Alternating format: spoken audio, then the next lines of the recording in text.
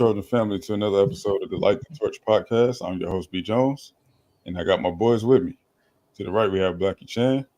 Bottom right, we have Guns. Bottom left, we have my man Raul. And today, we will be bringing you our post-game analysis of the loss to the Oregon Zeros, unfortunately, man. Um, there's lots to talk about. Once again, the same old stuff because it's the same old stuff going on.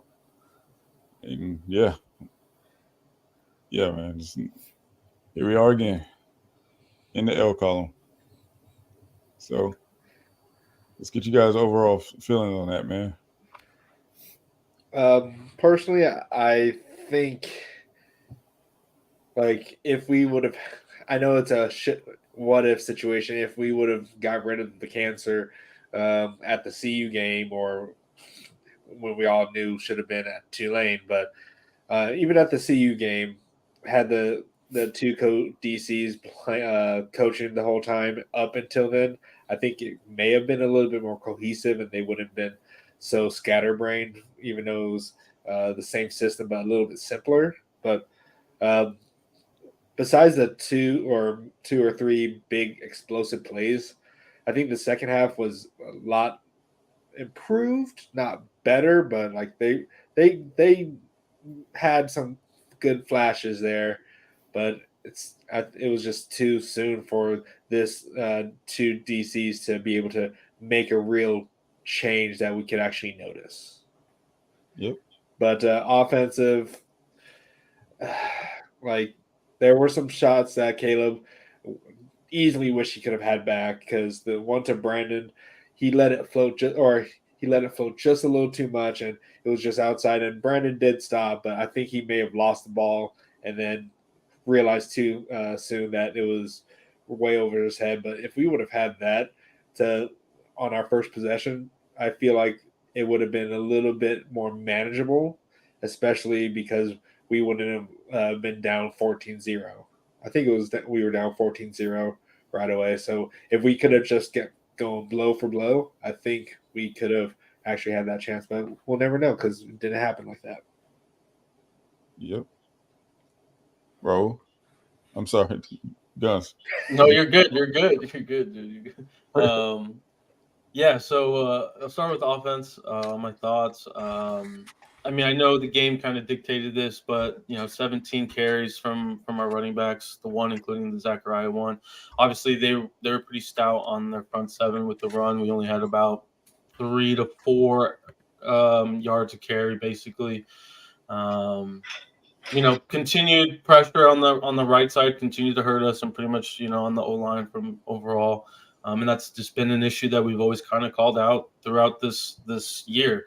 And so, it kind of makes you wonder in terms what ifs. Basically, this is a what if season for us.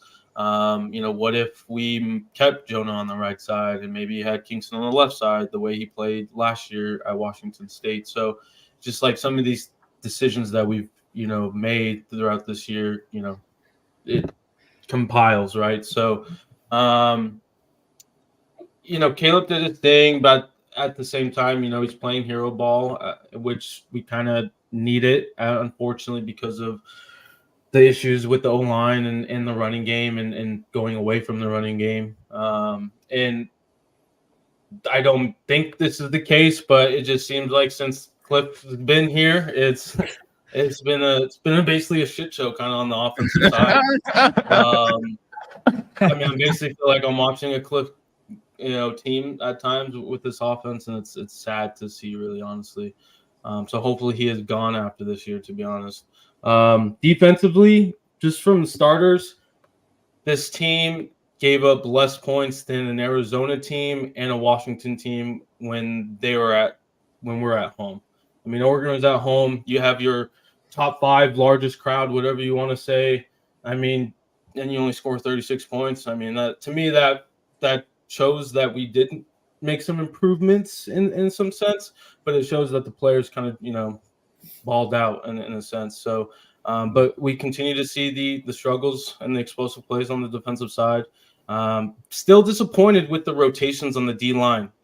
I thought that I would see better rotations given that Shanu was the co-DC and we did not see. I don't think we saw the Bears bar. I don't recall We that did. was in an out game. Okay. We So did. we did. Okay. So we did see it. So that's good. But still, I think we just maybe see better. I don't know if Jack Sullivan played much. I didn't really see the snap counts, but He got a tackle. He registered a tackle. Okay, that's good.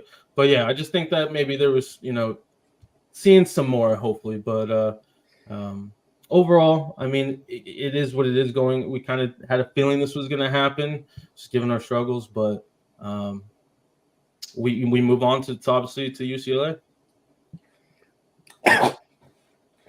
You all right over there, man? I'm choking because I still smell Grinch. It's that Grinch stench, man. It's all up in your nose. Huh? Still lingering, man. Ready? Go ahead, Ro. No, obviously disappointed, right, that we couldn't manage to pull the upset.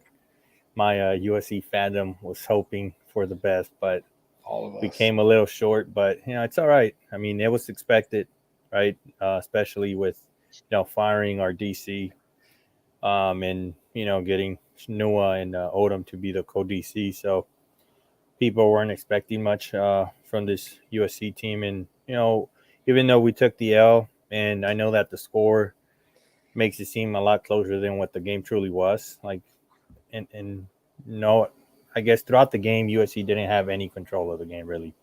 We were playing catch up throughout the whole game. But, like, I'm, proud of the guys. They fought. They didn't, give up, even though we went down 7-0 and we had a rough start. We went into halftime only down by 8. So they put up a fight. So that's all you can ask for from these guys, being that, it's a whole new DC there, right? They couldn't do a lot of changes to the scheme. So if not, it would have definitely just confused the crap out of all these players. The thing that I am disappointed is that none of our cornerbacks ended up bumping anybody on the line, at least for a couple plays. Like, I understand not doing it throughout the whole game, but like just switch it up here and there, like even on a third down, maybe line up, bump them, like switch it up. And and that was very disappointing to see throughout the game where we were lined up 7 to 10 yards away from the wide receiver when it's like a 3rd and 5, 3rd and 6. So similar to what when Grinch was there. So on the defensive side, that was my biggest disappointment. The D-line, I think they did well. I ended up liking what they ended up doing throughout the game. Could have been better, but you have to give credit to Oregon. They have a solid team, so we knew it wasn't going to be easy. So on the offensive side, I feel like we could have done a lot better.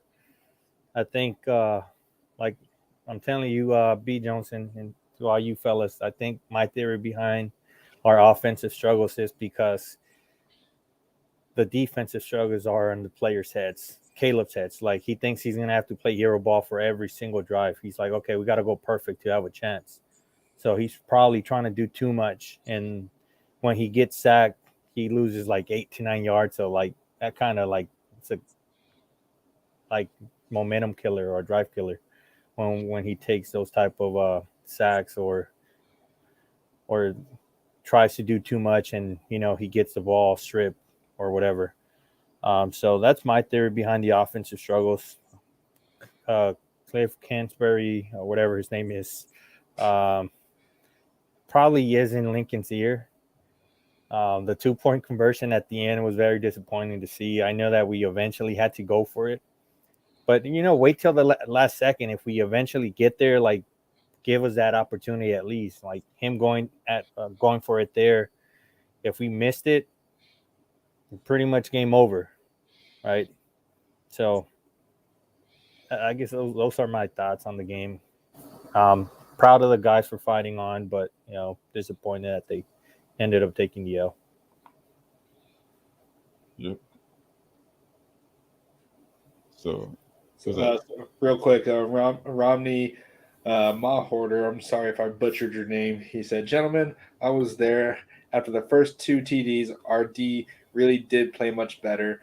The O was a little shaky, but Oregon's D line was like Notre Dame.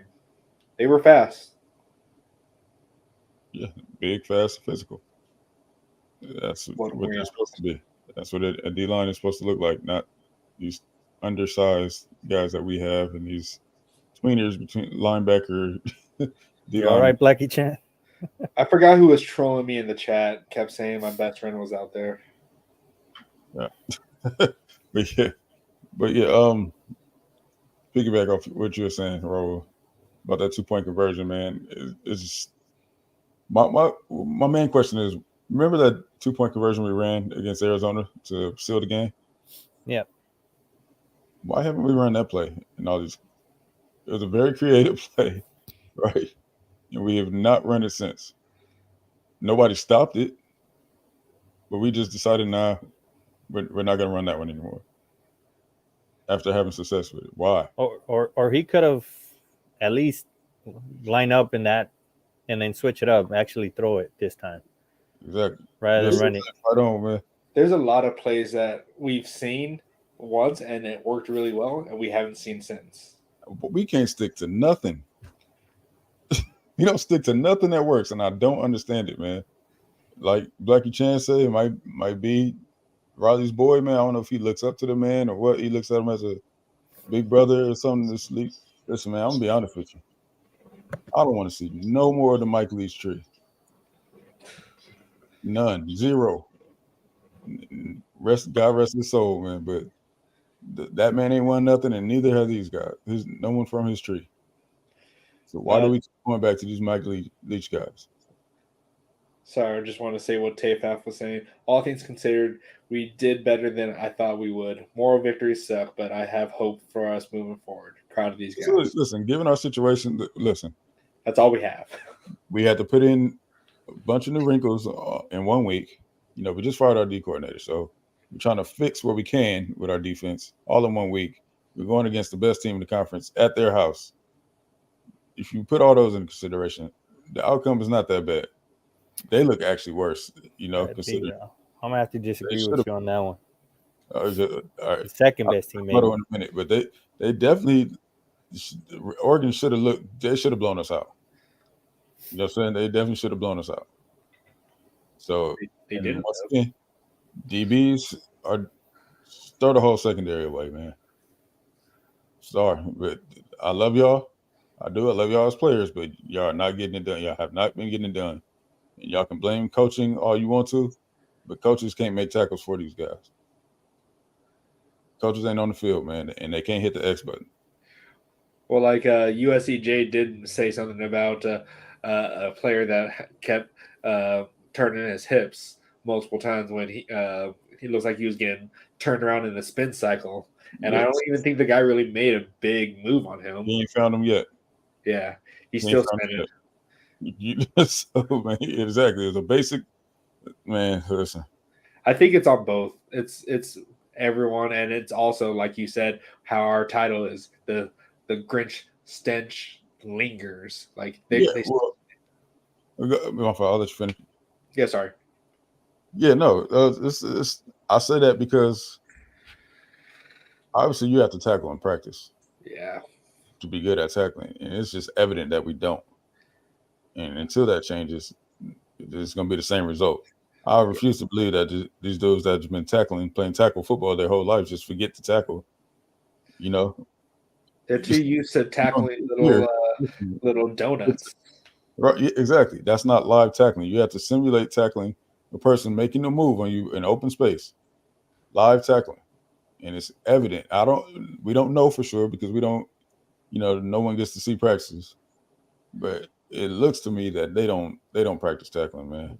I mean, it doesn't seem like they want to be physical. Like if I remember a play correctly, and I could be wrong, but at least from what I remember, there was a play where the Oregon tight end caught the ball, and he was going towards. I was trying to score, and then a cornerback was there, and then Caleb Bullock was there. Didn't seem like Caleb Bullock was ready to go after him. He was gonna do like an arm tackle rather than actually going after him. So it's like they got to switch that up, and they just have to sacrifice their body. and just go after it. Not be afraid. A whole lot of reaching, a whole lot of arm tackle. Same things we've been seeing for the past. We said this last year. Remember, I told y'all last year, man. We see DBs run behind the guy and tackle him from behind. We know he was face to face with him. Then get up like, yeah, like what are you talking about? You just what? Yeah. You just gave up an extra 3 yards, hopped on the man's back until he fell on the ground, then got up and started celebrating. What are you doing? And for real, but one thing I'll say this about our freshman, we've given him a bunch of crap, and he still has a lot to improve, and he has his tackling issues himself. But at least Tackett Curtis, he's not afraid to get physical. He goes after it. See that right there? It's a heart. Yeah, they got to go after it, man, and go show some pride. Like, everybody thinks we're out. At least let's go down fighting and make it physical, make it rough for these guys. That's a fact. You can't say nothing else about Tackett. You can say he got a heart. Yeah. And then Real quick, sorry. I was gonna say, yeah, I don't know if you guys saw that play. I thought Tackett Curtis was gonna go down for targeting, but it was actually a legit shot. I don't know if you guys remember that play or not. I can't believe they even entertained that targeting one. Like, come on, people. Like it wasn't like the most textbook tackling, but like literally like there was a lot more targeting or late hits on Caleb Williams than anything, and they weren't calling it. Look, there's a lot of questionable calls, period. Yeah. Period. Oregon definitely got some home cooking that game, but that's expected, man. We are who we are. We know that. Yeah. Real quick, I do want to give a shout out to everyone. We got over 100 subs, so happy about that. And it looks like B. Jones is frozen early. Early. Let's go. 15 minutes in. It's that Grinch Stinch, right? I'm telling you, man. It's the stench. Yeah, and real quick, shout out to a resident Ohio State fan here. He has 2 kids under 4 still showing up watching this stream. Really appreciate you guys. Yeah, man, we appreciate you. That's love, man. We appreciate you. Hey, we need that type of commitment and heart from our players. Hey, I think they are. I think they're playing their hearts out, but it's just like no, I know they are. I'm just but like around here, but Matt Duran said, or Durant, sorry. I'm worried that this season is gonna negatively affect recruiting. How are we supposed to get the big boys with the South out here with this soft showing? It's really all going to be dependent on who our defensive coordinator. I feel like if we get a slam dunk, I think there's a chance. Listen, I mean, go ahead, Earl. Go ahead, B. Jones. No, I was saying that we're making moves, man. We got some moves on the way, especially with the coordinator hire, and supposed to be the NIL rollout, which will help tremendously. That's definitely we're playing from behind in a sense. If you that's why our recruiting is where it is right now, man. But if you look at it, we were always in everybody's top 5. What I'm saying? But we can never seal the deal because another school will come by and drop that late night bag, and we can do nothing about it because our philosophy on recruiting. But that's going to be changing soon. So I'm not too worried about recruiting. I think we're going to be all right. Yeah, I was just going to say that it could potentially impact us slightly. I don't think it's going to impact us too much. Like, it's still USC, it's still Los Angeles, it's still the second largest media market, and still sunny SoCal. So nothing's going to change when it comes to that. And that's over the years. I mean, we've been a bad program for the past 10 plus years, and like B. Jones stated, we're in the top 5, top 10 for a lot of these prospects. It just goes to show our brand. Yeah. Do you guys think what Jordan's saying here is with Jimbo getting fired today, damn well the transfer portal is going to be rocking. USC makes for a nice landing spot for the A&M boys. Yeah, wide receiver already entered, so I mean, they're going to be piling in. Mm-hmm. Was it Evan? Was it Evan Stewart? I'm not sure of the name, but I just know he's a freshman wide receiver. Yeah, not Evan Stewart. I expect the mass exodus. They have a big defensive line. Exactly. Yeah, but the one thing that they're trying to do, they made the D-line coach basically the interim coach, so they're going to try to keep those big boys. They're going to try, but it all depends on if their new head coach keeps them. Right. Mm-hmm. Yeah. So we'll see how that plays out. But I do agree with Blackie Chan. We do need a big time defensive coordinator to bring some positive momentum on our side to try to get some of these top prospects, whether it's from the portal or high school ranks. Tell him to bring his whole secondary. For a second, I thought you meant a high school defensive coordinator. I was like, what? No. What? But yeah, let's see what else we got in the chat before we move on to the quarters here.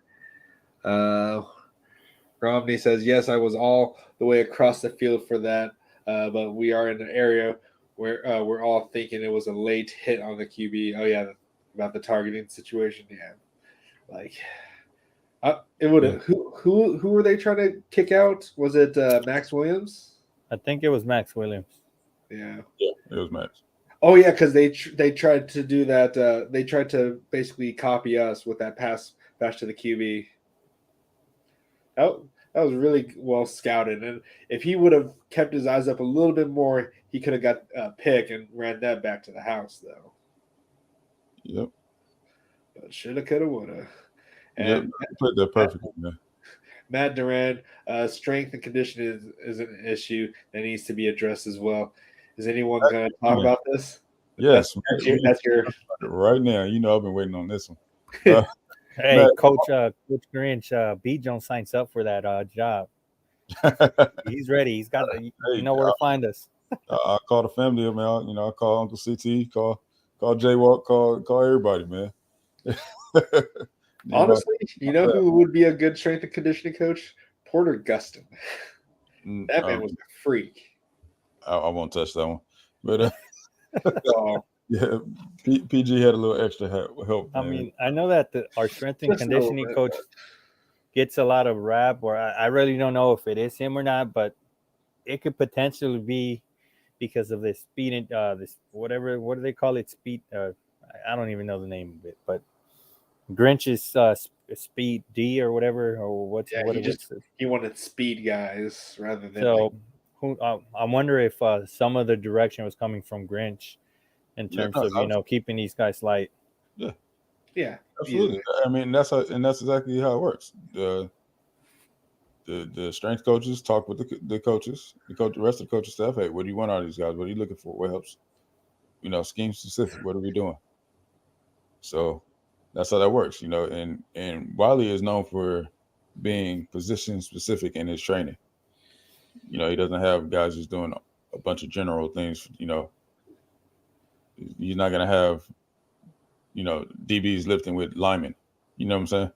They're going to be doing things that DBs need to work on, specific drills, which makes a lot of sense. So the thing is, what was that? That was earlier this week, right? When I called in Tim's show over there, Tim Prangley and Matt Simic over there at the College Football USC channel.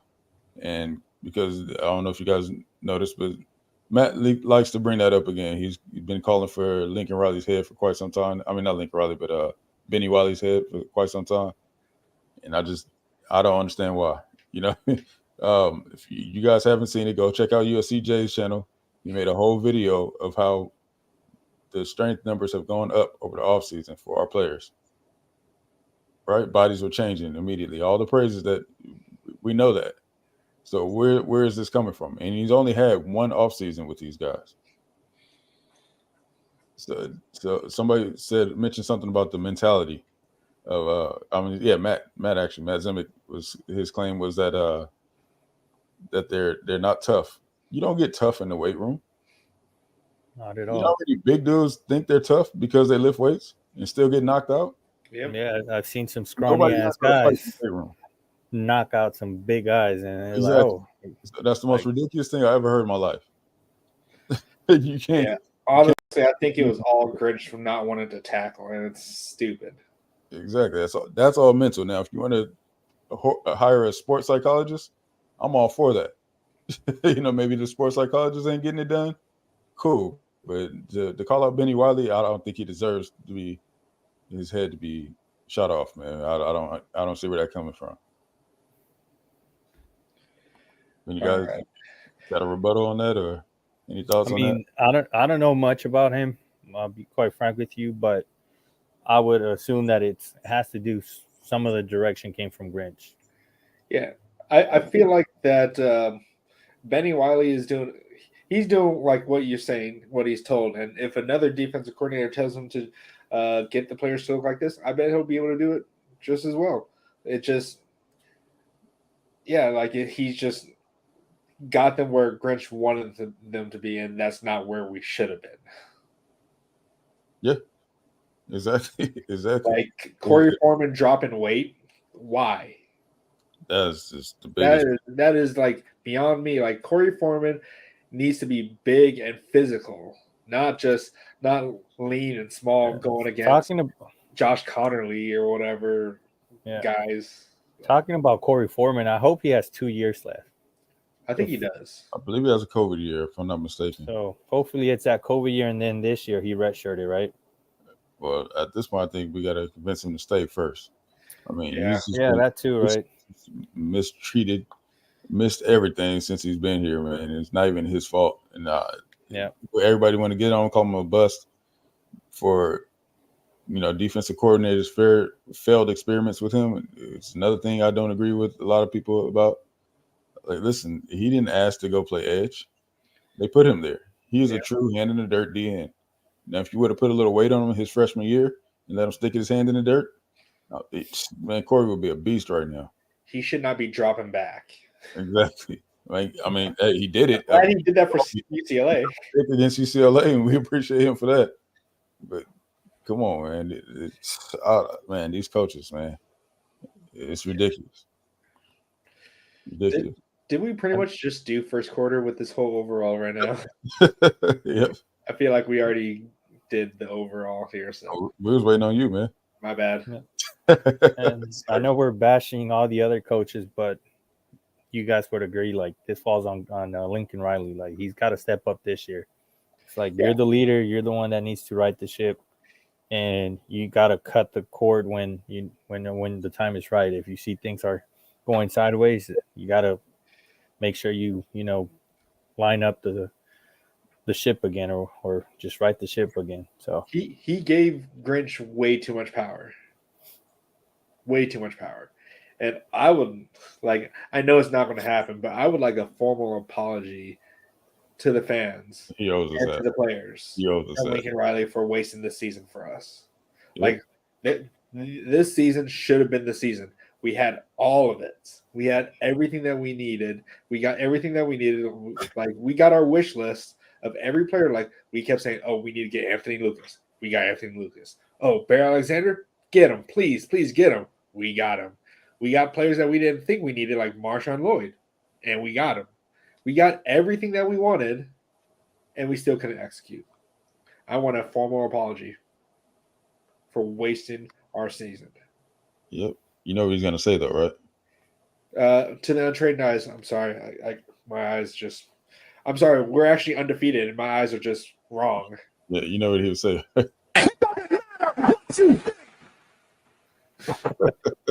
No, it's kidding, but yeah, man. He definitely got served up some humble pie this year, man. And much.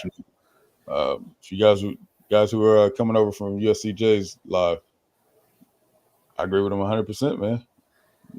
I mean, Lincoln's got a lot to learn, man. Yeah. He's a young coach. We get that, but he's going to have to figure it out very quickly. He's kind of like Lane Kiffin at this time. Yes. And you see how that worked out. Yeah. This is not the place for that. The things that he got away with in Oklahoma is not going to happen here in LA. What do you think about this comment from Keith Rogers? Hey, Dante's not out there tackling. He doesn't have a controller in his hand. This is not a video game. He cannot press X. Yeah. I'll give Dante one more year after this one, if at most, or at the very least, I mean, because for all we know, he probably wants our DBs to be bumping on the line, and he was told otherwise. Right? So, well, like, we did see the players play a lot closer this time. Like, I was not seeing any 10, 15 yards back. They were close to the line, and I was like, okay, this is what I like to see. But then we also got beat over the top. Well, a lot of that was miscommunication. Yeah. Right? And that's Oh expected. yeah, like because Domani, I think he thought he had someone over top of him, but then Kalen went off to like the opposite side rather than Yes, covering it's over him. So, responsibility to relay that information of what coverage ran. yeah. It's safety's responsibility. The only thing I'll add real quick is, I mean, I know there was some improvements on terms of getting closer, but I mean, I expected more to kind of like Raul was saying earlier about, the 7 to 10 yards separation. Again, Dante likes press is interesting that given the situation that he wasn't, maybe they didn't take his opinion or his thoughts. I was kind of surprised still regarding the DBs. So Yeah, I mean, like if you saw the Oregon DBs, they were over there fighting at the what is it? We get 5 yards, right, to bump. Yeah, 5 yards before a penalty. No, that's NFL. Is until it the ball's in NFL? the air, you can bump until the ball's in the air in college. Okay.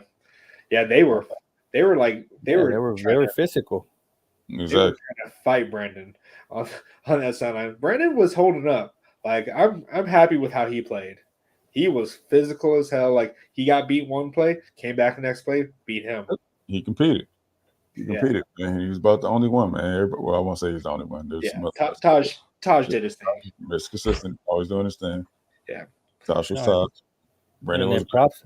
Yeah, Brandon should have ran though. That's all I'm gonna say. If we want to talk about Brandon Rice, he needs to just keep running and not second guess the throw that's being thrown to him. I think that was one play though. Like for the most part, I think could have been easily a touchdown though. That's the thing. We're talking about 9 points here, right? I mean, that could have helped us. It Every definitely ball is. is not going to be perfect. Your job is regardless. Zachariah Branch had a drop as well that he could have easily got us a good pivotal first down. Like there was a lot of players that definitely could have had some game breaking plays for us. Zachariah Branch had a very boneheaded game, man. I'll put it to you like that. That not play his best game. And this is another reason why I think we need a special teams coach. Absolutely. Yeah, absolutely. Because that like we need I feel like our special teams is not even setting up. I think they're just like finding someone to block. They're not trying to set a lane. They're not trying to if you say left, you need to block left and make a wall so this guy can run down the seams. There's nothing like that. It's just like find a person, hit him. Yep. Like special teams is a hard position to play. At least remember when I used to play special teams, having to run backwards with your back against the kickoff team, and then turn around and next thing someone's right in your face blasting you. But you have to build a wall with your guys. You got to come together and just make a wedge. So special teams is pretty rough. Like I know what is it called? The XFL does a weird special teams kind of thing. With their setup, but yeah, we definitely need special teams coordinator, in my opinion. Special teams is kill or be killed, man. Yeah, sure. Kick off, please. We had that one really good punt onto the 1 yard line. I was like, shout out to where has this been all year? That was amazing. Man. And then we almost had that. We could have recovered that fumble that they had. Yep. Yeah, I mean, we had our chances, and then a lot of the stuff we did were self-inflicted. We easily could have beat every single team that we played. Maybe not Notre Dame because we screwed up way too much, but all the teams that we played easily could have been a W for us. Yep. We could even say, Raul, that Oregon even tried to give us the game. They made some pretty costly mistakes, man. That we just didn't take advantage of. But and then the big mistake, and then one thing that I will say, I love Caleb, but he's got to improve his when he hands the ball to the running back. Too many times this year we fumble the ball from a play, the play option, or what's the specific term? Can't think of it, but read option. The read option. Yeah. I'll even say, even when he's running around, he just that ball's just out there, and it's just it's pretty crazy. We kind of talked about in the chat a couple weeks ago. I know it's not all actual turnovers, but supposedly he's had over 30 fumbles so far in his college career. Again, all of them are not takeaways, but I mean that's kind of concerning, especially if you want to go to the NFL when it's a lot quicker. So I guess it's the perfect time for me to say what I want to say, right? regarding Caleb, I know this is not popular belief at all, but in my opinion, man, I think it would be best if Caleb played another year of college football, man. There's still a lot of things from the quarterback position that needs to be that Caleb needs to perfect before going to the NFL, man. Or I don't see him having a lasting career at the way, going in right now. There's read things that he misses and nobody calls him out for. There's listen, I get the man won a Heisman, right? But that does not mean he's above critique. Yeah. There's still a lot of basic football mistakes that Caleb makes that needs to be corrected, especially going into at the next level. Yeah. I personally think that Caleb should come back. I know a lot of people are not going to agree with that, but that's where I stand. Or I think our quarterback streak will continue, man. our I don't want to say bust streak, but that's basically what it is, man. I think I may have said that he should have came back after that Notre Dame game. Like I think I may have said something like that because there are times where he makes brilliant plays, but then there's some easy plays that are just completely missed, like the one against Utah. Was it Utah? I think it was it was at home where it was kind of like a screen play, a delayed screen where he took the sack instead of hitting Austin Jones in the flat, and he was wide open.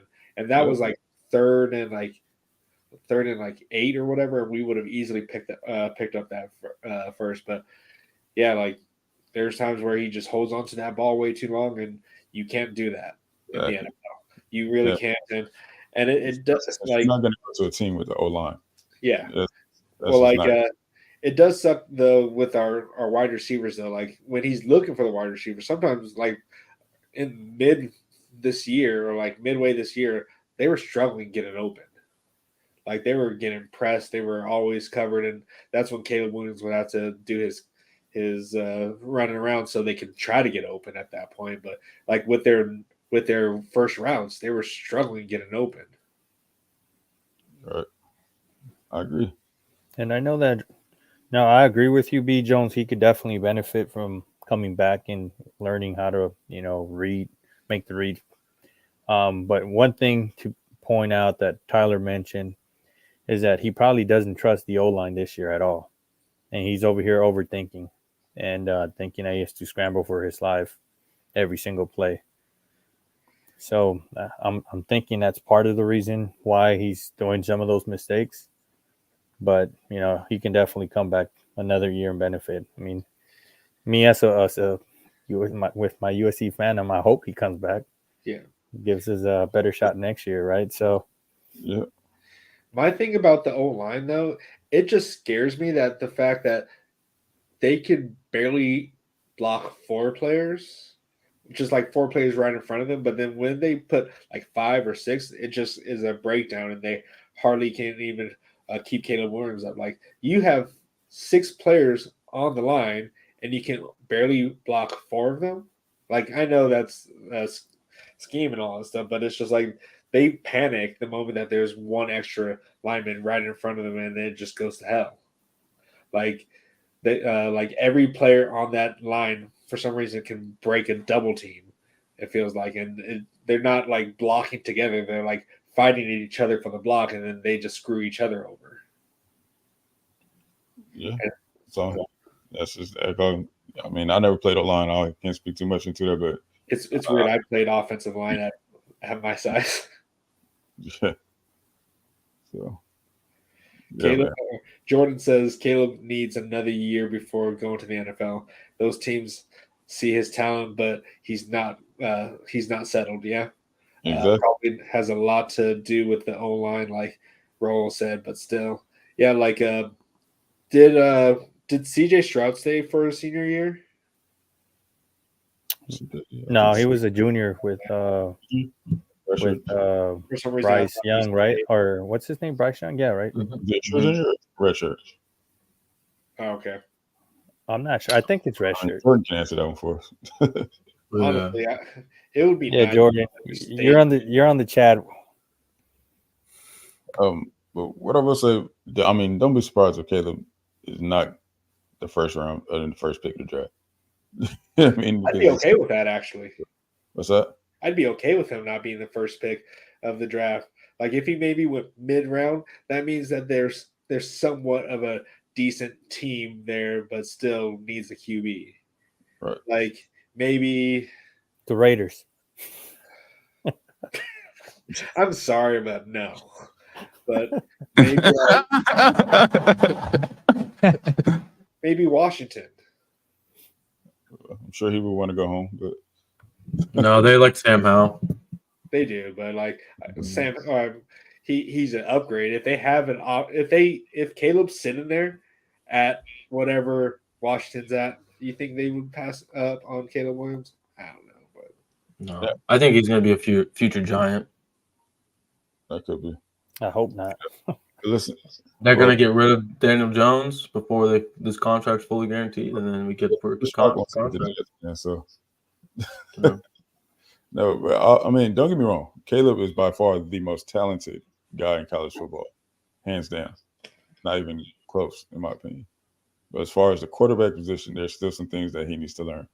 yeah. And even Lincoln Riley even said that, stated that. But and I get if he doesn't decide to come back, I understand that too. I mean, you got to strike while the iron is hot. But there's for sure some things that he still needs to learn. Yeah, Yep. I don't know what I was thinking with these questions. They're kind of all the same, at least first and second quarter. Yeah, I was gonna say something, Why did you? And then We had all day to do that.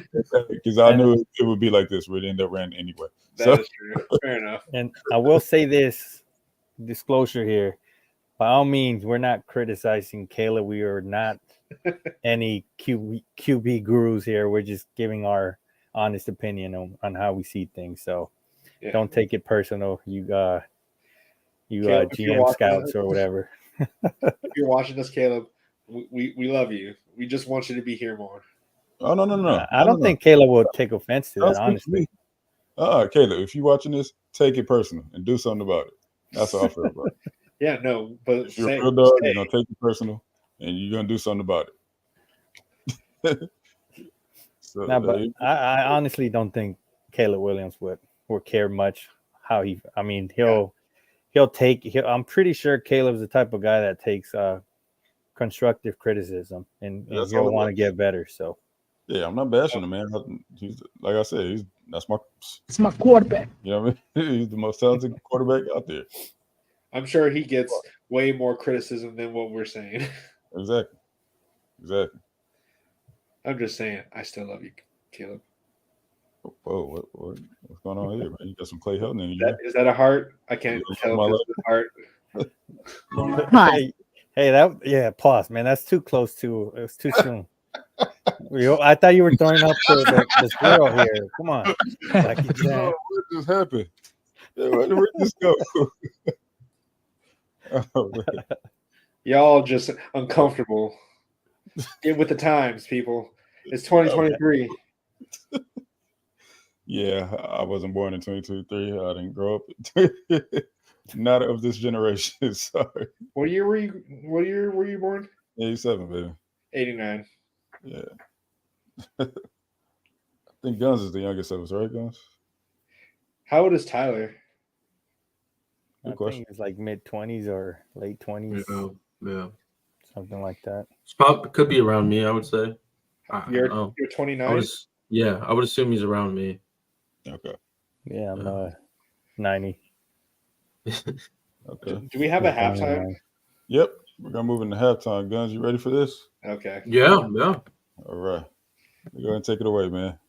Cool. Yeah. So, I mean, late Thursday night, we found out about Huntington Beach offensive tackle, Justin Tanu. I'm going to try to say that last name, but I'm just going to say JT from now on. He flipped from Stanford, so he said that he decommitted late Thursday night. Friday morning at 10:30, we got a commitment from him. So Fight On JT. Welcome to the family. Just some quick notes, and it's kind of related to Texas A&M a little bit. So Draylon Miller, former Texas A&M commit, wide receiver. He may be visiting this weekend for UCLA. It's still not official, so we'll keep you updated there, and we'll probably get you an update Thursday on some of the visitors. Following the Jimbo Fisher news, we reached out to Jordan Lockhart, the linebacker. We'll see what happens there. His brother's on the team, and from what I hear, his brother's going to stay regardless. So that still could have a factor of him still going there, regardless of what's going on there. So just keep a heads up there. And then Gabriel Relaford, D lineman that visited the Washington game, took an official potential flip watch. Given the Jimbo Fisher news, he said he was shocked by the news. LSU is involved, and LSU is involved really with Draylon Miller as well. So just kind of keep it, keep that out there as well. But that's kind of right now for the news and just general, like we talked about earlier. I mean, yeah, I don't think our recruiting can get. I mean, it could get a little worse, but I don't see it happening, given kind of what we said earlier, NIL with the DC. So yeah, I would stay positive with recruiting, guys, for now.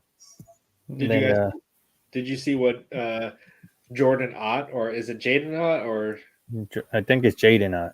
Did you see what he said when what's his name committed? He's like, what did he say? Smart move or something like that? Smart choice or something like that. I was like, everyone was like, Jaden, Yeah. what's going on? What's up? You Listen, we don't need another running back. Okay, True. I mean, you got to come home. Do you think he really wants to stay in the Pac whatever or whatever they want to turn into? He's going to the ACC. They're going to ACC now. Are they going to ACC? Yeah, they're going to Oh, it's Oregon State and Washington State. Yeah, Washington State doesn't have anything. But hey, he may still want to stay closer to home, being going to the Midwest rather than going. Who we losing in the running back room? How many we losing out of the running back room? Austin Jones. We're losing. Barlow's for sure. Barlow, Lloyd's the question, really, right? Is if he's going to go to the NFL. Assumption is yes, because the class isn't that strong. Yeah. But you never know, right? I mean, he's ranked in the top of his Right. class, so I can see that. As far as So Barlow, we definitely could use a more seasoned RB for next year. We really could. Yep. Well, like Quentin Joyner is going to be there.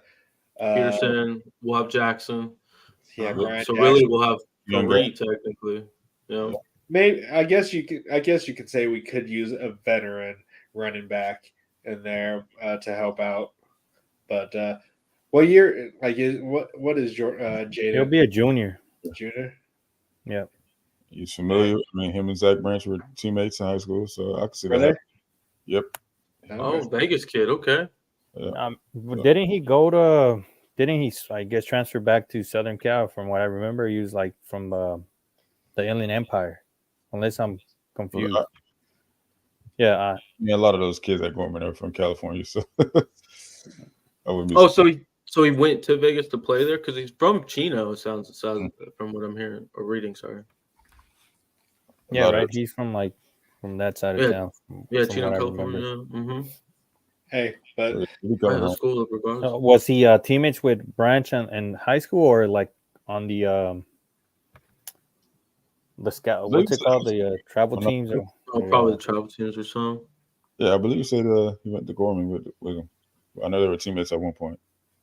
Hey, if he wants to join, by all means. Yeah, I retract my statement. I'll take that back. I forgot we're losing quite a few running backs. So yeah, come on down, Jordan. Oh, good.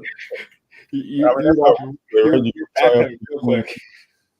Talking about the running back room, what's the word with League? Like, I was disappointed that he didn't play this week. So who's that? Relique, yeah. Man, there's a lot of noise about that, man. He didn't get to travel with the team. Oh, he didn't. Reasons unknown. I'll leave it at that. And more mismanagement, if you ask me. Yeah. I think we could honestly use them. I think more than the Washington game, given their physicality, right, with Oregon. Start moving side to side a little bit more with his speed. Get them a little bit more tired. Then use Austin Jones, right, Darlin Barlow. But I mean, I guess we don't know much about Nope. football. So Well, if we're not even running Marshawn Lloyd often, what makes you think we're going to be able to sneak Raleigh in there? yeah, I really hope like some like expert out there can like analyze these new rules versus like the old rules with college football. With the running clock. I'm assuming no that that would not impact snaps and stuff like that. But I mean, it's just puzzling how bad we've gotten in terms of running the ball. Like again, I mentioned right the Travis Dye had 145 carries alone in 10 games. Jones had 135. Yeah. Nobody's not even sniffing those numbers. I don't think they'll sniff those numbers this year. Just like what is going on? You know what really irks me right now though is they really need to do something about that. The switching in players when we rotate or whatever. Like that is just the most annoying. Like they just wait to like the last second. Like, oh wait, we're just gonna have someone walk on the field. Like they literally just like strolling onto the field like with 5 seconds left. Like that's just obnoxious. Like I get it, they're allowed to do that, but that is just the most obnoxious thing I've ever seen. Like how are they going to call a delay of game? Like they should stop the play clock and let people rotate. Yeah, and then start the play clock. It's the offensive play clock. Like, why does the defense get to affect the offensive play? And there should be they should have what is called. They should have 10 seconds to be able to finish to go into their rotation, and if not, delay of game. Because like it's just like I get it. It's part of the rules, and they're not breaking the rules. They're just exploiting it, and they're doing a really good job at it. But it's just like, how are we able to take the snap when the ref is there? Like, wait, 1 second. Okay, whistle. Sorry, delay of game because you guys didn't get the ball off within 1 second. Exactly. It just makes no absolute sense. But my question is, why aren't we taking advantage of this? If everyone else is doing it, why aren't we doing it? Like I see our guys are sprinting onto the field. Like they're that speed D. There's that speed D that Grinch was speed everything. Rotating. Right? Yeah, it don't seem like honestly that we don't rotate in general, but in a series, like it's always between. It's like okay, they see what happened, all right, they discuss, all right, hey, you two, now you're in. Yeah. It's like, how about you match up, right, or something like that. That's just those moves come from expert game managers, and we know that this coaching staff is not that at all. That comes from experienced coaches. So, all right. So we want to move on to quarter 3. Yep. All right. I updated this a little bit as well. Like, what bowl game / team do you want to play? Okay. All right. Go ahead and pop it off. Gunner, you go first. Yeah, you want me to go first? Yeah. So I mean, I was looking at this just to see like if anyone projections out there. So currently we are projected to face Illinois December 23rd in Vegas, and honestly that would be one. I'd want to go to see Vegas. It's right down the street. Arizona Chase Field. I mean, we're gonna be hopefully 8-4. I hope not, but maybe 7-5. So we're not gonna be in a great bowl game, right? Obviously, right? We're going to be in these early games. So let's keep it on the West Coast, right? Get the USC fans out there and go support the boys. And I don't really care who we play, to be honest. So to answer your other question. Yep. Right. I'm going to keep it fun here and say Oklahoma. See if lights up some fire under Lincoln Riley and say, all right, I'm facing my former team. I want to see some emotion out of the guy. And, hopefully, he gets some motivation for next year and starting with that game. I don't know if we'll be, eligible to play them being that they won, but I think Oklahoma loses one more game. Or I'm not sure. Are they? They're not projected to be at the championship game, right, anymore in Big 12? No, right now they're projected to face Arizona in the Alamo Bowl. Yeah, so that's what I was thinking, Alamo Bowl with Oklahoma, but Oklahoma would be fun. Hey, it's Tyler. Tyler's sighting right here. This would actually be pretty fun to watch. Yep. Yeah. Actually, that's probably be the most equally matched of this. Considering our record. Yeah. because anyone else we play will have more talent than them most likely. Because we definitely shouldn't have the record that we have. Yeah. Just underperformed, and that's why we're in the situation that we're in. But so I really, I don't really care who we play. But, I wouldn't mind maybe Kansas State. I haven't seen much Kansas State this year out to really gauge, but They destroyed Baylor, which I wonder when they're going to fire Dave Miranda. I would say they ain't really saying much. But yeah, no. Tyler said the battle of the anti-NILers versus the anti-portalers. Pretty much, yeah. Facts, man. We're all lost right now. And I do like the TAFAF's option is play Miami. But Miami? Yeah. Why not? Yeah. But I think Clemson would be a good what is it called? Way to end the year for us. Yeah, I mean they got the brand still somewhat. Yeah. It'd be Riley versus Riley. Tickets. Right? That would be interesting. That'd be Brother versus brother. Yeah, they can market that one for sure. So. Yeah, but I'm sure everyone will want to see the Oklahoma versus USC matchup, and then we can beat them 59-19 again. All right, 59-19.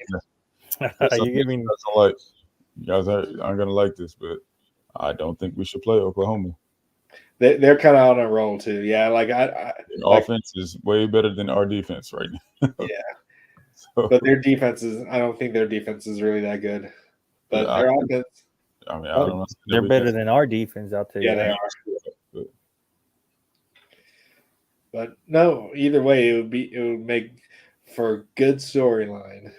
Yeah, I mean, we know that's what sells, and media is all about that. So we'll see what happens. I think it'll be somewhere along those lines at the Clemson or.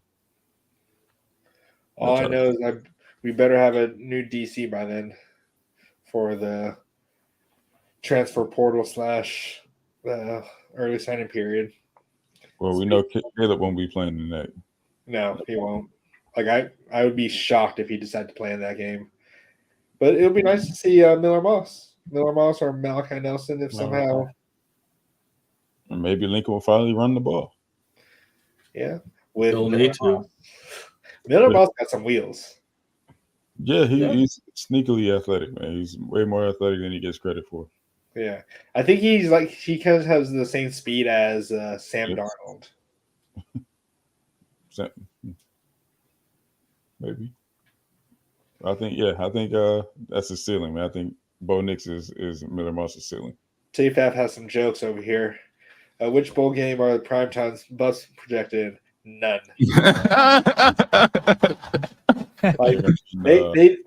Who do they have left? I heard somebody in this panel over here was sweating on that game Saturday, Arizona, Colorado. I'm not saying who it was, but it was somebody. Who it was? It wasn't me. I know. Start with a B and end with the Lackey Chan Gaming. Okay. I knew they were gonna. I didn't even talk really much during that game. I kind of was. I forgot what I was doing during that game. I was kind of catching it on the app, but yeah, it was on Pac-12 anyway. So I knew my boy. I think it would come out.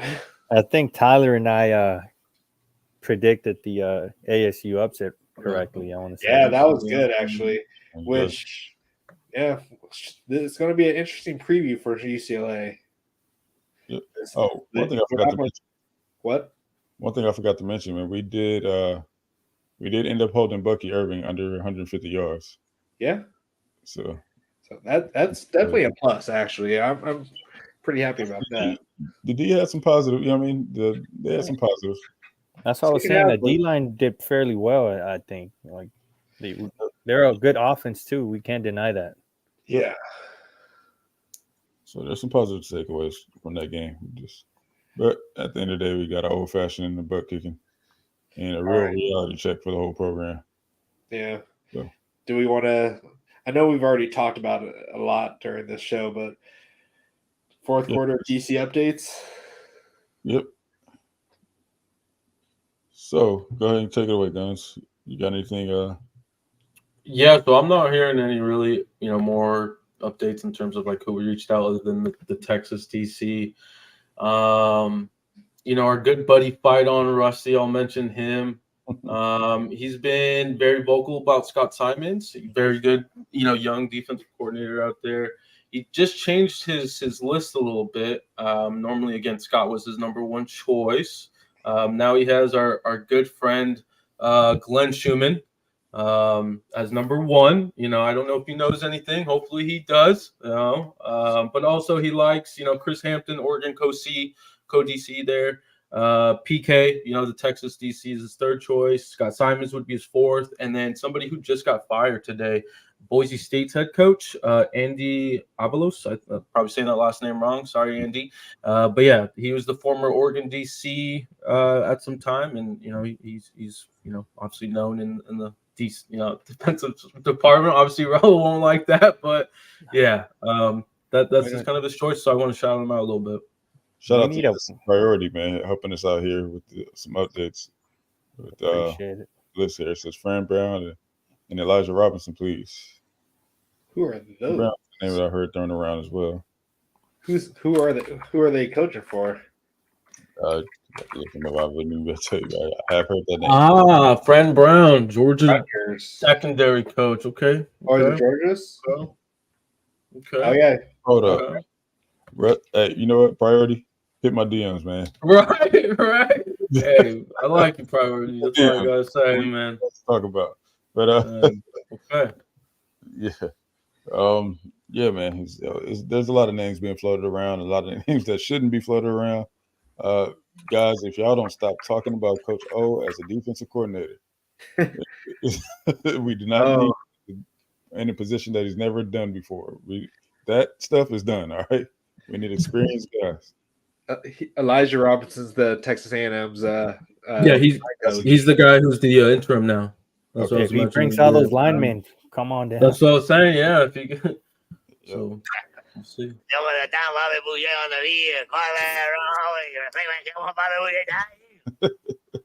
we'll take that all day. We'll take Coach O on the staff, but not as a deep recruiting director. Right. And Jim Leonard is done. Stop mentioning his name. I don't move past that. There's no talks about him at all. And any chance we get Manny Diaz at all, being that Penn State is crumbling. I don't know. I mean, yeah, they just fired the offensive coordinator today. Right. So is there any chance that we can poach Manny Diaz from them, or is he probably going to wait it out to become the head coach in a few years? I don't think he's going to become the head coach at Penn State. I don't think they're going to get rid of what's his name. You don't think Franklin gets fired? Nah, I think they're gonna, like what they did to DC, right? Hey, you make a good hire, you got the DC. Now they're gonna have to say, hey, this is your last straw. You've got to find an OC. If you don't find an OC, then you're gone, right? But I mean, like we were, 2 years ago when we didn't even think Lincoln was reality. You never know. I mean, Manny Diaz would be a good hire. Haven't heard much chatter, obviously, but I would like it, obviously. If there's any, what is it called, defensive DC that we can't get, that we possibly could get, I would want Jim Knowles over Manny Diaz. Okay, I was saying like we could. Okay, I understand. But yeah, man, we never thought we'd have Lincoln Riley, right? I mean, even though some of us are kind of regretting it right now, but.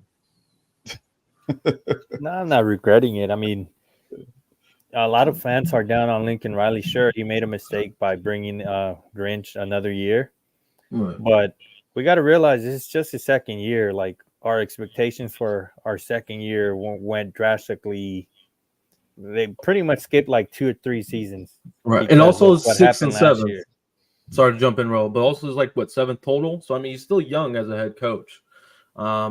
Even though he might have Clay Helton tendencies, he has room to grow and time to grow. Obviously, we are in a, we haven't been great, right? We want to win now, which is, it's an interesting balancing act that we have to do. But yeah, I mean, I'd rather have him right now, I think, than obviously Clay Helton.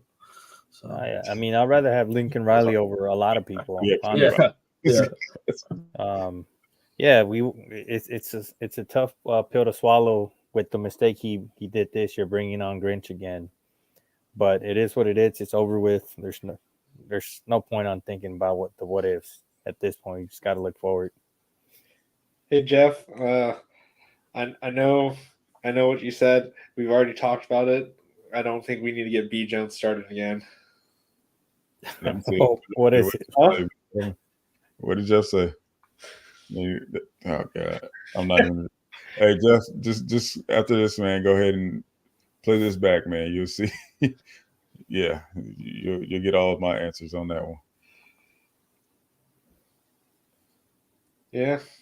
Yeah, he does need to improve, like in terms of his game management, right? I mean, definitely not hiding that.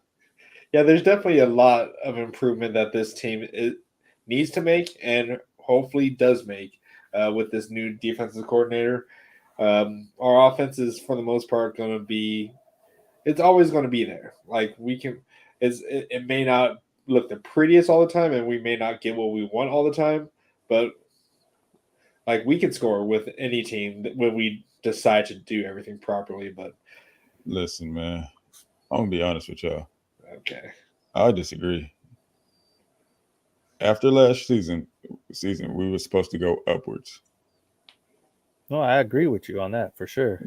We did everything we could to progress the program forward, except for make one move. Right, the guy that was the issue of last season. So we decided to carry that into this season, knowing that this season's schedule was going to be a lot tougher. So we chose this. Well, not us, but Lincoln. He chose this. So I'm not giving him slack for that. yeah, No, for sure. I mean, he acknowledges that he's been pretty arrogant, dancing around it, and trying to make us look like we're the dumb ones and all that stuff. No, I'm not giving him the pass for that. I'm not giving him a pass for that.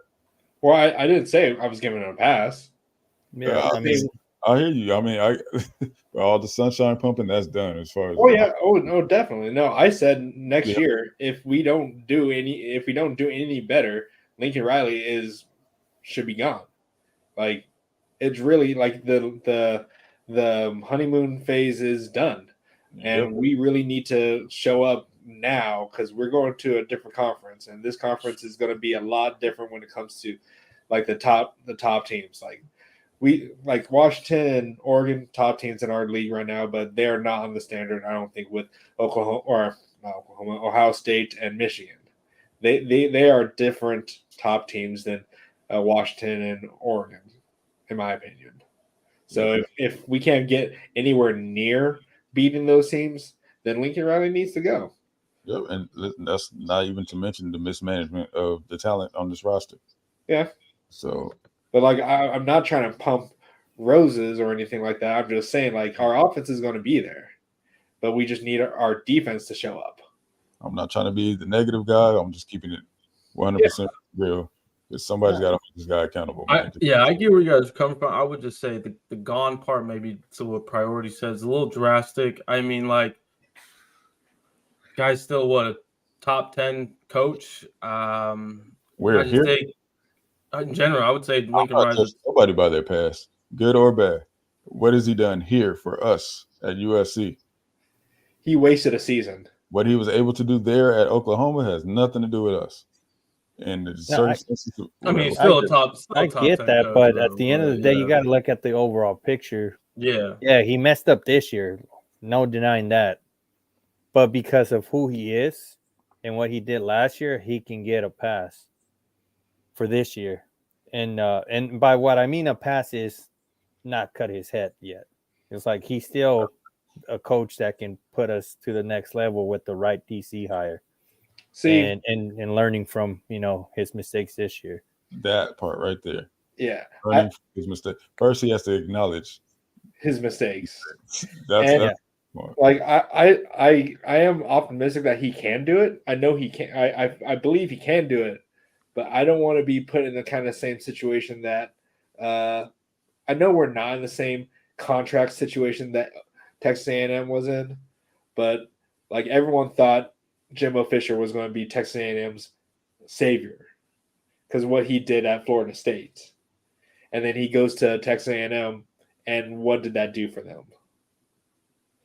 They were an 8-4 season team every year for the most part. They did beat Alabama a few times. I'm not trying to say that Lincoln Riley is on this is like Jimbo Fisher, but it kind of has that feel in a sense with expectations being high and then them not being met.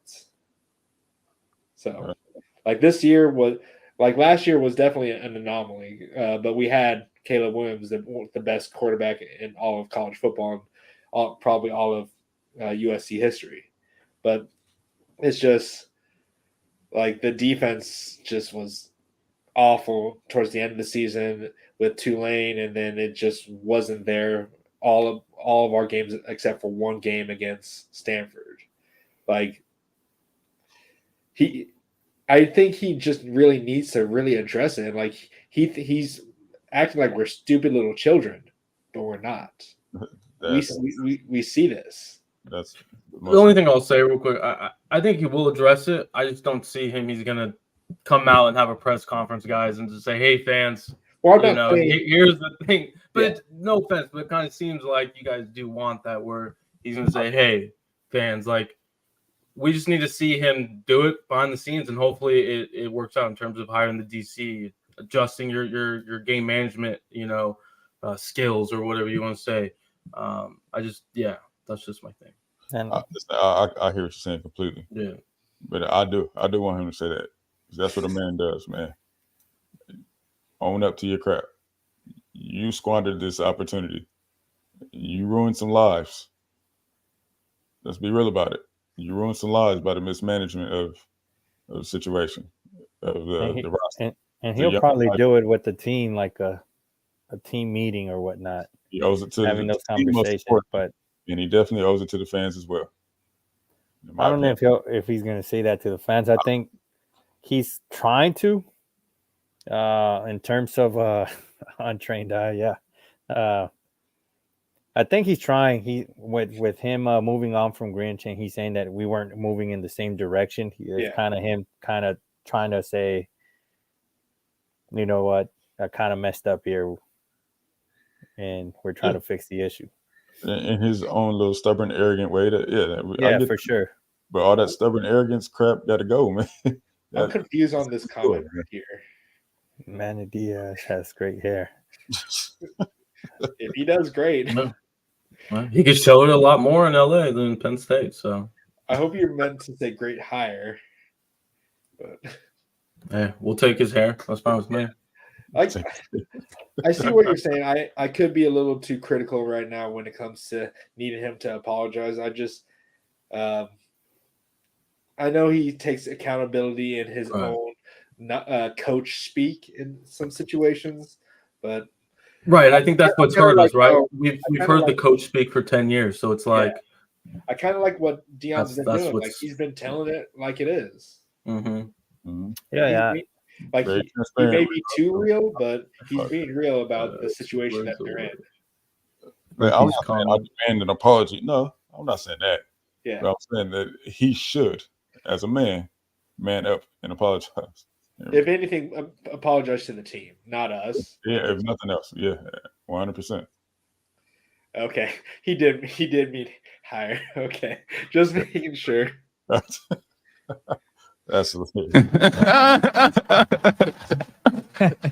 oh, shout out to Trojan Blade, man. What up, Gabe? Yeah, we appreciate your shout outs too, man. We definitely appreciate it. Wait, Frankie said Lincoln is 2 words away from apologizing. He's almost there. Yeah, he'll get there when the defense gets here. Yeah. But we'll definitely see, though. Like I still believe that he can make the changes. I just need to see it. Like this is more of a prove it to me than rather tell me that we're going to make the change. And we got to remember, Nick Saban, it took him a while to get a national championship. Kirby Smart took some time too as well. Right. Well, obviously he kind of fell into a great situation. But I'm just saying, one of the greatest of all time, right? Nick Saban. I mean, he went from Kent State, Michigan State, then he finally got to LSU. Like, took him a few spots, right? So he failed in the NFL. Right. It's just obviously we're in a different era, right? We want it now, which I totally understand. It's just yeah. Transfer portal that kind of speeds things up. Exactly, right. Mm-hmm. And like You gotta be a little patient, B. Jones. Let's I do give this see man some time. You guys know I was the first one to say that Lincoln has all the potential in the world.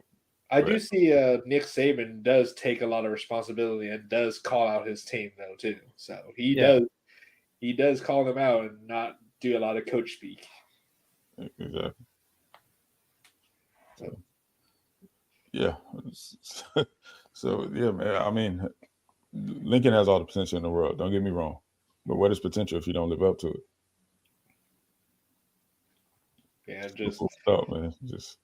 Just make a slam dunk hire, and then we'll be happy for a little bit until the next season, and then that's when you got to prove it. Yep, like firing Grinch was step one. If you ask me. That was just his mistake. That was just I personally think that was his only mistake. We criticized his offense way too much this year because we know that we got to be perfect, right, to have a chance to win the game. But we wouldn't make it as big of a deal if we would be winning these games easily. I think there's two mistakes that he's made. But go ahead. What's his name? Grinch, and what's his name as the analyst? Cliff Kingsbury. I'm sorry, but that's a mistake. The play calling has definitely been a lot different than it was last year. There's only one common denominator. It seems like he's listening to Cliff Kingsbury, who's never won nothing in his life. Don't know why he's an analyst here. It really seems like he's the one that's scheming everything. He's looking at the tape. He's okay. Yep, we're gonna run this risk. Here you go, Lincoln. Here's your play sheet. And then Lincoln just goes into Saturday and does his thing. Like what? The man got a head coaching job after getting fired for being mediocre, and then he does mediocre in the NFL with great talent around him. Exactly. And then comes to us and makes us look mediocre on offense. And we regress on offense. We're not mediocre on offense. Like Caleb's still leading the nation. Well, Caleb's still leading the nation in touchdowns. Huh? And if Caleb gets hurt, what are we? Well, hey, we still don't know about Miller Moss. Miller Moss could go off like Mac Jones did at Alabama. So we don't. I have faith in Miller Moss.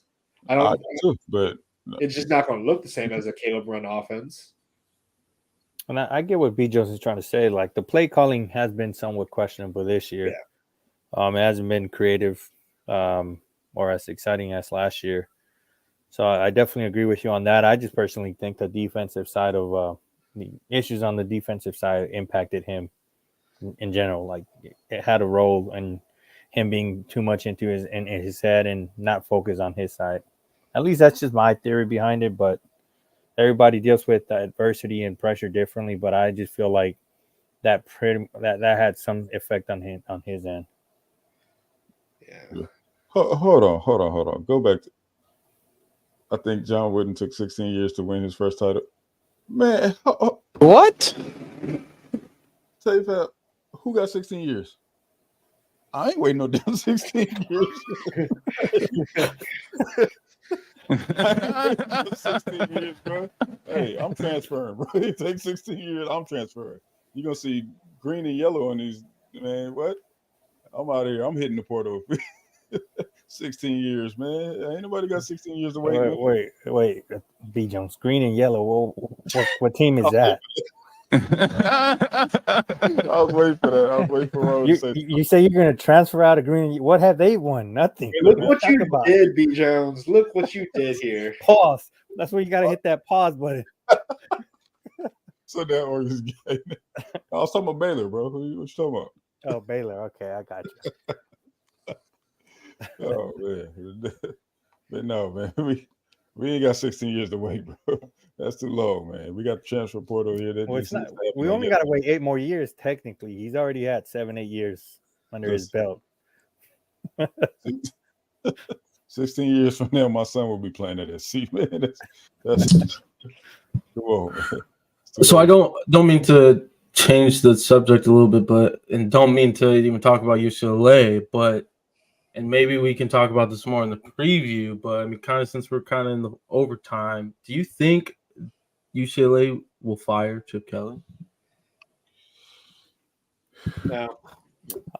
Do they have just the got- money they for just it? got a new freshman quarterback, and I think they're going to want to give him some time with him for a little bit. Their defense has been good. Their offense has been very stagnant, but I think they want to give him one more year with Dante. Is Dante staying though? Yeah, I think he'll stay. Think so? Like, I mean, there was those rumors kind of early on in the season. He kind of debunked them, right? Obviously, he's been hurt now. Maybe, yeah. I don't know. I just seen like a couple media guys kind of mention something like, "Hey, maybe because I guess supposedly this athletic department, UCLA, they don't like to wait around supposedly. So yeah." do you think they want to switch a head coach going into their first season at Right. the Big Ten? That's a big question. Yeah, I personally from my side, USC, no. So I mean, I would think the fans would say no too. But. I mean, if they plan on making a splash, yeah, Right. you do. True. You want Hire Jimbo Fisher. the Big Ten. You know what I'm saying? Hire who? Who do you guys think goes Jimbo to Fisher, he said. A&M? There's talks about Dan Lanning. Yeah, Dan Lanning is their lead right now. That's their top guy right now. So Yeah, he knows the SEC. He's from the same coaching tree as Nick Saban, and or he was an analyst under Nick Saban and all that stuff. So perfect. So wild card I saw the report is which I don't think this will happen. Dan Campbell, Lions head coach. Supposedly he's an alum there, A&M. So that'd be a yeah. what do you guys think about what USC priority said? Jalen Daniels, Kansas to USC. I don't know. Yeah, I mean, I've seen some of the rumors. Personally, just I would want to keep Miller Moss and Malachi, let them do their thing. I understand the reasoning behind him potentially coming to us and his explosiveness and his that kind of stuff. But I think I know what B. Jones is going to say here. I think I know what B. Jones is going to say here. what's that? Shoot. Texas quarterback. Oh no, I wouldn't even. Okay, never mind. Because you were saying that a little while ago. Hey, I'll take Malik Murphy, but no, I was pretty high on Jalen Daniels coming into the season. I don't know if you guys remember, probably our first episode. I mentioned him got hurt, right? My dark horse candidate. But I mean, obviously things didn't turn out that way for him this year. But he definitely fits the mold for a Lincoln Riley quarterback. He fits the system, so I wouldn't be surprised, and I would definitely welcome him. He's a talented guy, man. Right. Yeah, I mean, at the end of the day, definitely will welcome. It's just, it's kind of like the Marshawn Lloyd situation, right? Did we really need him, right? Do we really need him? I mean, maybe. We have Juju Lewis coming in. It's I mean, that's for years. Yeah. Right. I'd rather get linemen. Focus our attention on linemen. Yeah. We don't need the quarterback. We got Miller Moss. He's more than good enough. If fucking what's his name from Georgia won 2 championships, Miller Moss could get a national championship with us with the Stetson Bennett, yeah. I mean, yeah, absolutely. Mm-hmm. So I believe in Miller Moss, or I don't know. I haven't seen much of Malachi, but obviously he was a 5-star recruit, so there's got to be talent there. So yeah, he's been hurt. Really, he recovered from that shoulder, so just never could compete. Really, I would say personally. Cedric says Dante is Gonzo with Dan Lanning to A&M. That would be interesting. Honestly, I'd be happy if Dan Lanning left. I can't stand that guy's face. Yeah, I mean, but you can't question his ability as a coach. Yeah, but he just has such a punchable face. It's one of those things, man. You either love him or hate him, man. Yeah, but hats off to him. He's coaching his ass off out there. Yeah, I'll give him that. Good wall for him. So yeah, like his cockiness is rubbing off on his team, and they're really responding to it. So yep. Let's see what else we got going on in here. Benson doing so. All right. Moss will do it in 3 years as opposed to Benson doing it in 7 years. Yeah. Well, yeah, he's already graduated. So yeah, that's crazy. That's one thing he's got over Stetson Bennett already. Yeah. Well, Stetson didn't even graduate.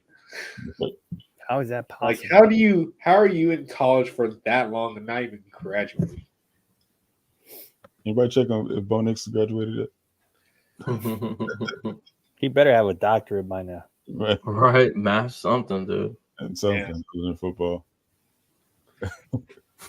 Messiah George, thoughts on Jordan Lockhart possibly flipping?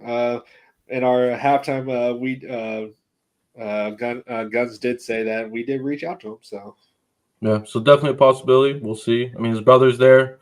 It sounds like a brother will stay regardless. So yeah, I mean that's family, right? So it would be we'll nice see. if we can get him. Like, I don't know why we didn't go too hard for him either. So Yeah, that situation was weird. If you guys don't recall, he took a visit right to Texas A&M right before us. He was scheduled, and then I guess the staff at the time thought they were more convinced that we're going to get KBA. Maybe Chris Cole would be my assumption, and they kind of maybe told him, "Hey, don't come." So where did Chris sounds like Paul go to? he's at Georgia. He's committed to Georgia, Virginia kid, Salem. That's why I want Glenn Schumann, get those Georgia boys coming over here. So we'll see. Hey, To piggyback off what you were saying, Guns, it was around that time when we were just rolling. We were getting committed. Yeah. oh, that 1 month that we had so many commitments. Exactly. So it was like just the timing. Yeah. And we turned down quite a few guys, man, because of that. We thought kids were going to be committing, and they end up not. So it kind of left us in a weird spot, but that's our own doing. Tayfest says the USC DC hire might come out of nowhere. They'll keep it close to the vest. CLR was pretty much a shock hire. Yeah, that is true. Yep. Calling it now, it'll be Manny Diaz. Got him on speed dial here. Oh, okay. Hey, honestly, right now, all the top picks that we've been talking about, honestly, I wouldn't be mad at either one of them right now. Anything better than what we had right now. Anything better than what we had. No, I'm not going to say anything better. I want a fucking good DC hire. Yeah, no, I don't like want anything better. The ones that we've talked about will be a good home run hire for us. Oh, yeah, for sure. We got to hire one of those top guys. Yeah, I like I said the last time, I don't want someone that's just completely off the grid that we've never even heard of that may have done good in some other conference or whatever. But I want someone that we've all on our wish list. I know this would be off the wall technically since they're not DCs, but what Priority said earlier, the Brandon Brown and Elijah Robinson, that wouldn't be bad combination right there. Given their recruiting, they're good recruits. So we lost Raul. He gone. His computer was dying on him, so we lost him. So if he can come back, well, if he comes back, I'll see him when he comes back. But the chat was no, sorry. Keith Rogers, I want a physical defense. All of us want that. We don't want this patty cakes bullshit. Bring physicality back to SC. We haven't had it in so long. Who do you think was our best, or like I'm not too knowledgeable when it comes to who our best defense coordinators were in the past, but in the past decade, in the past decade, yeah, who do you think would have been our best defensive coordinator that we've had? I would probably say Clancy. Yeah, I was gonna say Clancy. Yeah. Clancy. Clancy, yeah, he definitely brought physicality for us. But yep. What do you think about Lane Kiffin's dad, Monty? Monty was pretty good. It's just his scheme just got a little outdated. It's just the guy at Tampa 2 just stopped working. People kind of start to figure out how to beat Tampa 2. But Raul might come back. He's getting his charger. Not see Raul, man. Didn't come prepared. He got kicked off for too many F-bombs. Yeah. I know you, Raul. Take that note very well. Yeah, we got any other questions? He said Ed Reed's available. That's true. Hey. As a safeties coach, I would be okay with that, but not as a D coordinator. Not at the L5 level. We haven't seen it before, and we are not looking to experiment any longer. Did he even coach in HBCU yet, or did they let him go, or what happened with that situation? Yeah, from what I recall, he basically they went their ways. You know, he didn't coach because of what I remember. It was pretty weird situation. Yes. He's all posting it on social media and stuff. If Deion Sanders was available, would you take him? Yes, hands down. For me, as a D coordinator? As a D coordinator, no. That's what I was talking about. Like if he was available for DC. Yeah, no. Deion's not an X's and O guy. You know? And he would take motivator. He would get us motivated as hell. Absolutely. I would say next year is a big year for him. You know, if he wants to continue his coaching career, if he wants to go to a bigger program, you know, right? He's been talking a lot. You know, there comes a point where the talking, you know, gets enough, and people, you know, need to start seeing results, right? Kind of like we're saying with Lincoln, right? So, like, if they don't, let's say 8 wins next year, I think we got to start talking about him a little bit more, right? Just in general. Yeah. Jeff, why not, Jeff? Why not? Yeah, man. As I said, he's one of those guys, man. You love him or hate him, you know. So. Real quick, shout outs to MG Dope Podcast, y'all. I just discovered you guys this past week. Definitely going to tap in more. Really appreciate it. Thank you, man. I hope you subscribe and turn that notification bell on, man. Maybe you were the 100th subscriber that we had. Yeah, man. Yeah, we're definitely growing, man. But yeah, man. We have 112 right now. Yep, we're growing. We're growing up there. Hey, K-Fav, I don't mean to say those F-bombs. They just come out naturally. It's okay. Ro has Tourette's. It just happens. That's funny. But yeah. What is that priority say? Tape said, do you guys consider the SCDC job a top tier job though? How is it perceived nationally? I think it definitely is a top tier job because that's what USC used to be known for, is their defense. Okay, and so go ahead. I'm just saying people want to reestablish that.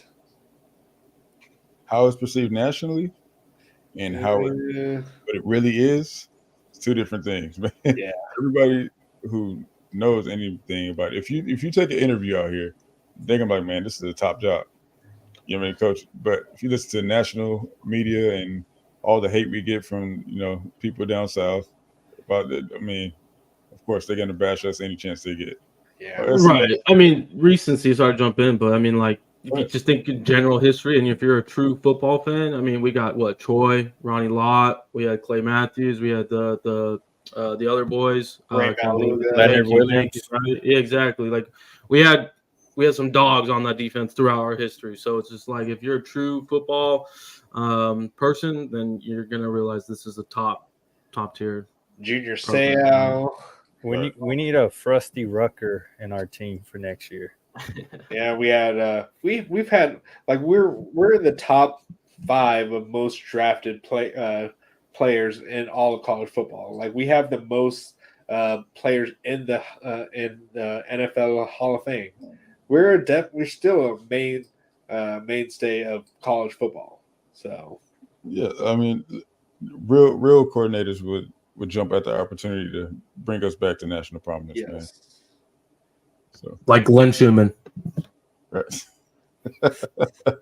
What about Chump? What?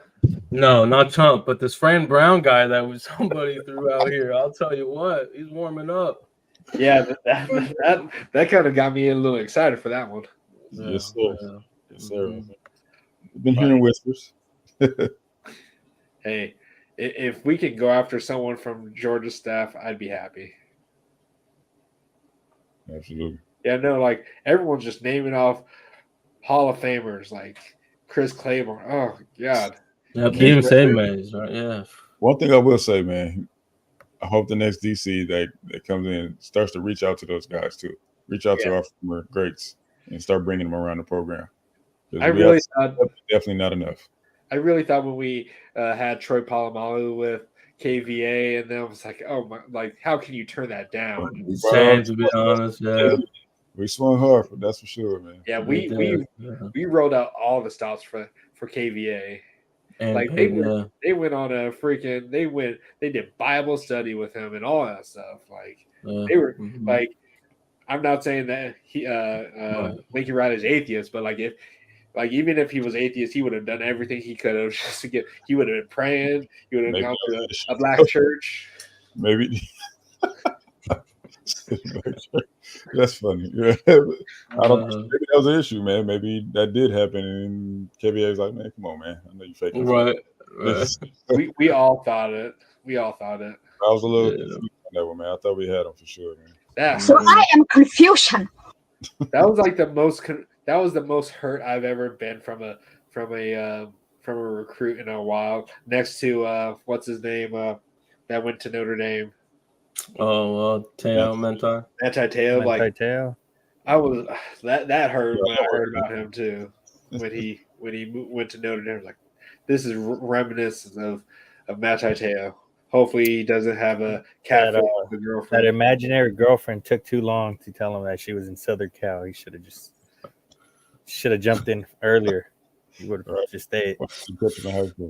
No, Keith. I don't know about Will Must. What do you call it? It's Chump, dude. Chump. It's a U, not an A, dude. Guns is not a fan of Will Muschamp at all. No. Let's figure that out by now. Guns hates Muschamp like bro. So. Yep, with the Oregon. Yep. Do you know who Corey Minor is? I don't remember him. No. Can't think of him.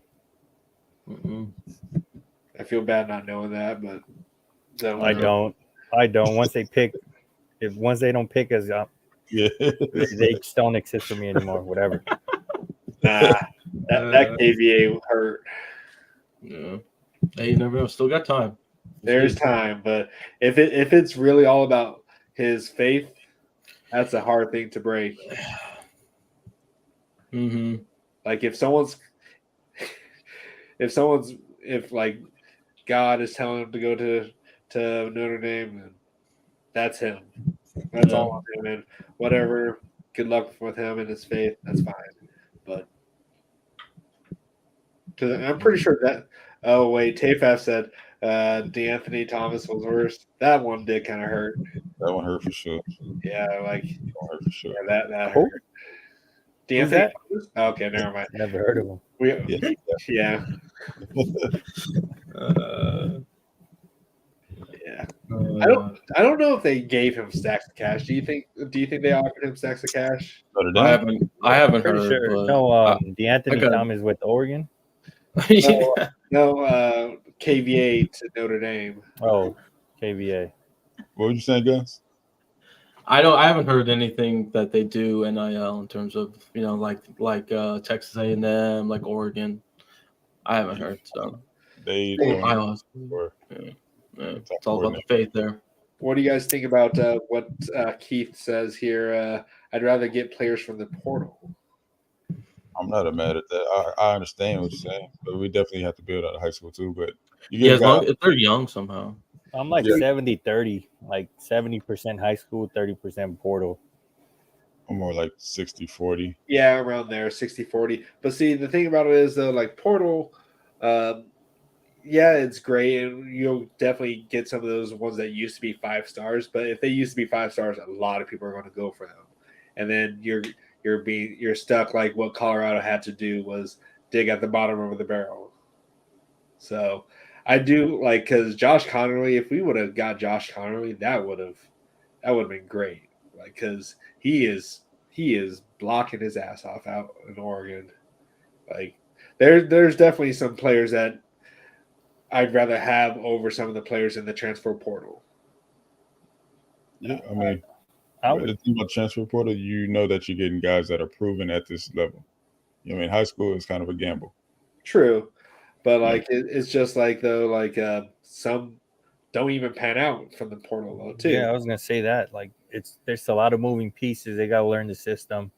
Some may not learn it, and it takes time. Like, it's kind of like, if you think about it, like, I guess to give an example, it's basketball related. But when you get all these stars, usually the first year they don't win because it takes time for them to build that chemistry and kind of learn how to play with one another.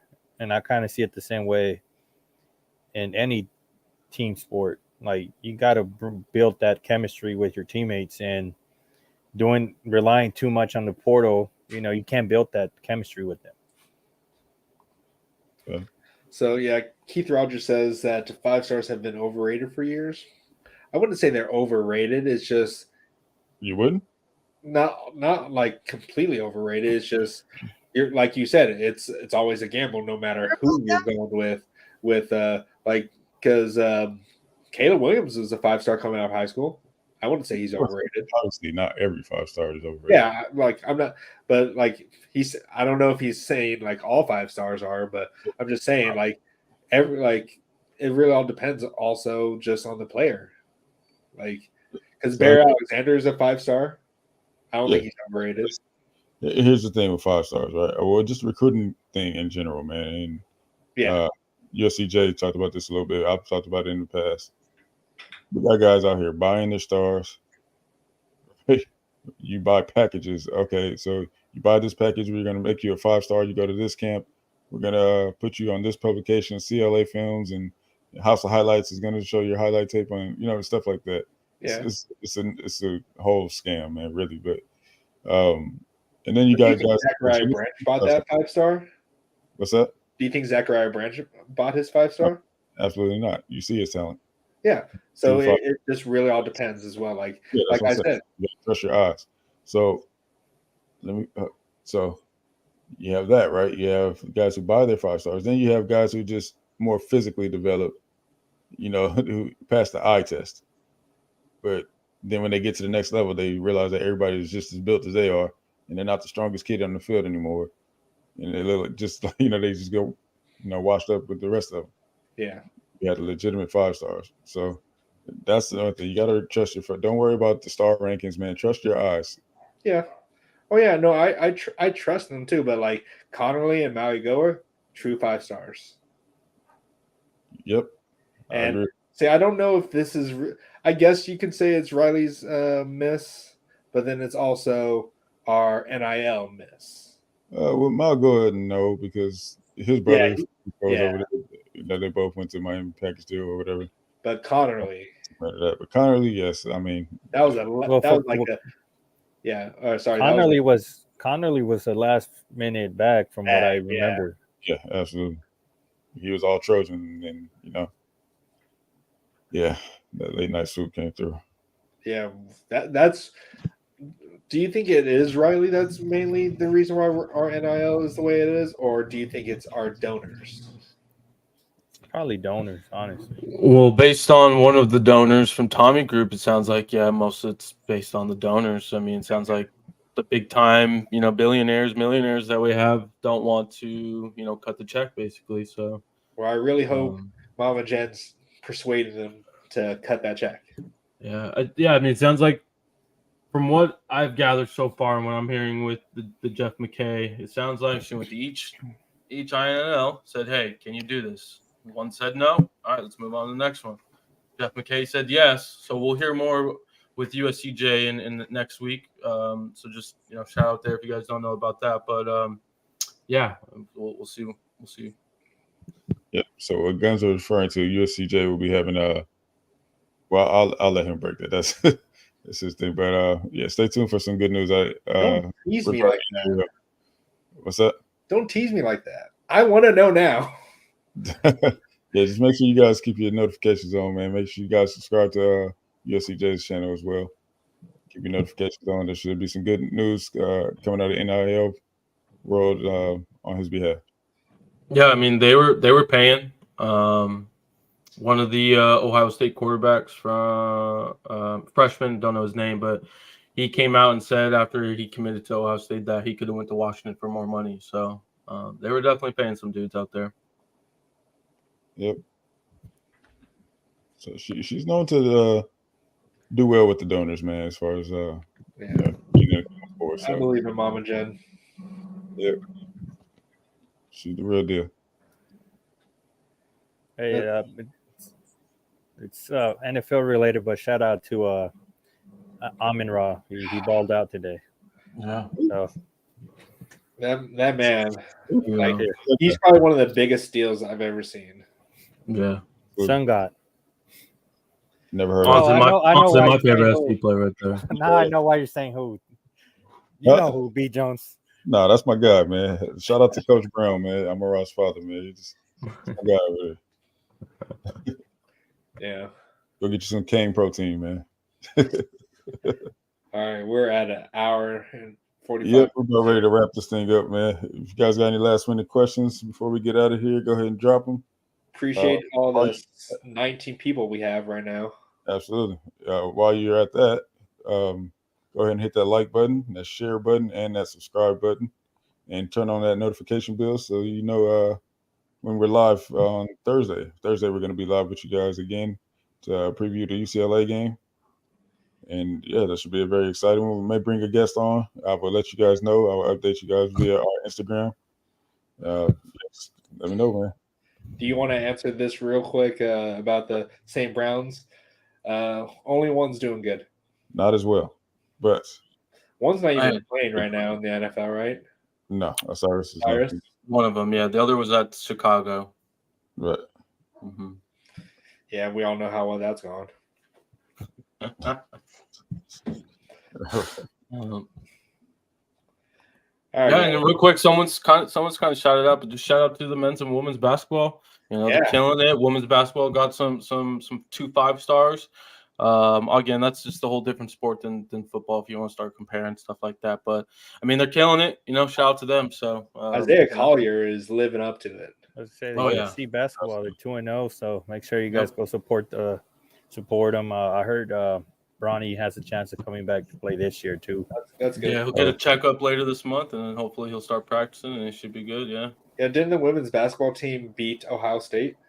Yep, that was their first game. Yep. Mm-hmm. Yep, number 7 in the nation.